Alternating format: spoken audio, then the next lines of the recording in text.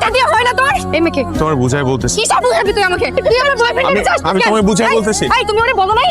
তুমি ওরে বলো নাই তোমার সাথে আমার 3 বছরের সম্পর্ক তুমি বলো নাই? আমি তো অফিসে মুখ দেখাতে পারছি না। কি করেছিস তুই? তুই যা বলছিস আমি এই ছেলেকে ভালোবাসি মা। এই ছেলেকে ছাড়া আমি থাকতে পারবো না। এই ছেলের সাথে তোর কোনো ধরনের সম্পর্ক থাকা চলবে না। আমি এই ছেলেকে ছাড়া থাকতে পারবো না বাবা। আমি পারবো না। রাফিন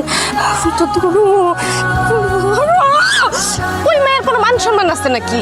ভাই শোন, তুই এই রাহারের জীবন থেকে বাদ দিয়ে দে। জেরিন মেয়েটা অনেক ভালো, তুই বুঝতেছিস না কেন? আমার মেয়ে অনেক অনেক আদরের। ওর বিয়েতে আমি অনেক টাকা খরচ করব, অনেক ধুমধাম করে বিয়ে করাবো। এটা আপনাদের নতুন ফ্ল্যাট?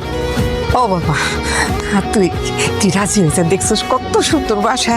এই বাসা যদি আমাকে হয়, তোর বোনটার খুব ভালো বিয়ে হইব। হ্যালো রাফিন, রাফিন তুমি প্লিজ ফোনটা